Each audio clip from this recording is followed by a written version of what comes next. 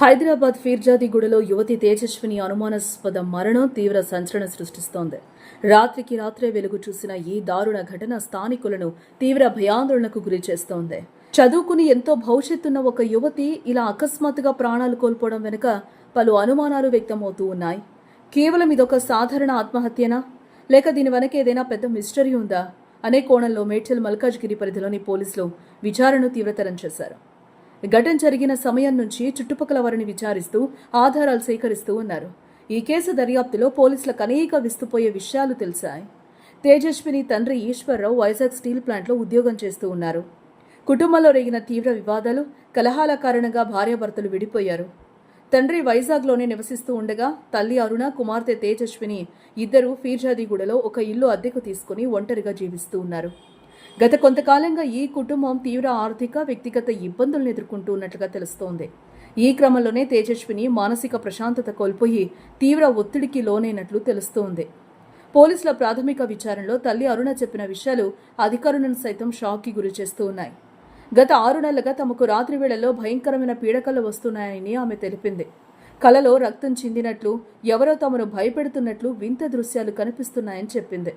ప్రతిరోజు రాత్రిపూట సరిగ్గా నిద్రపోలేక ఆ పీడకలల భయంతో తీవ్ర మానసిక ఆందోళనకు గురయ్యామని పేర్కొంది.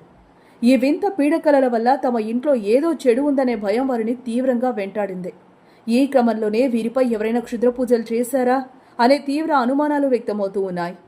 క్షుద్రపూజల పేరు చెప్పి ఎవరైనా వీరిని భయపెట్టారా, ఆ భయంతోనే తేజస్విని ఈ దారుణ నిర్ణయం తీసుకుందా అనే కోణంలో పోలీసులు ఆరా తీస్తూ ఉన్నారు.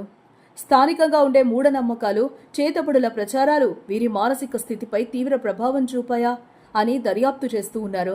సంఘటనా స్థలంలో ఎలాంటి పూజా సామగ్రి గాని, అనుమానాస్పద వస్తువులు గాని లభించాయా అనే విషయమై క్లూస్ టీం రంగంలోకి దిగి పక్కా ఆధారాలు సేకరిస్తోంది.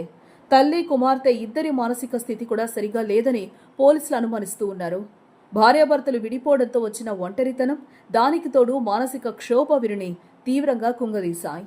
నిరంతరం భయంగా గడపడం, వింత కలలు రావటం వల్ల తీవ్ర ఒత్తిడికి లోనై మూఢనమ్మకాలను నమ్మే పరిస్థితికి వచ్చారని పోలీసులు భావిస్తూ ఉన్నారు. ఈ మానసిక అశాంతి, భయమే ఆత్మహత్యకు ప్రధాన కారణమయ్యుండొచ్చని ప్రాథమికంగా అంచనా వేస్తున్నారు. అటు మరోవైపు Tejaswini phone call data, social media ఖాతాలను పోలీసులు క్షుణ్ణంగా పరిశీలిస్తూ ఉన్నారు. చివరిసారిగా ఆమె ఎవరితో మాట్లాడింది, ఎలాంటి మెసేజ్లు పంపింది అనే విషయాలపై దృష్టి సారించారు. కుటుంబంలో ఉన్న పాత వివాదాలు, ఆస్తి తగాదాలు లేదా ఇతర వ్యక్తిగత కారణాలు ఏమైనా ఉన్నాయా అనే కోణంలో కూడా ఆరా తీస్తూ ఉన్నారు. వైజాగ్లో ఉన్న తండ్రి ఈశ్వర్రావును సైతం విచారణకు పిలిపించేందుకు అవకాశం ఉన్నట్లుగా అయితే సమాచారం అందుతూ ఉంది. ప్రస్తుతం తేజస్విని మృతదేహాన్ని పోస్టుమార్టం నిమిత్తం గాంధీ ఆసుపత్రికి తరలించారు.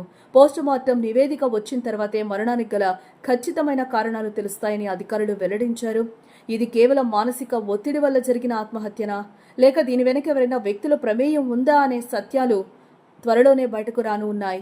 ఈ మిస్టరీ డెత్ కేసును పోలీసులు అత్యంత సవాల్గా తీసుకుని అన్ని కోణాల్లో లోతైన విచారణ జరుపుతూ ఉన్నారు.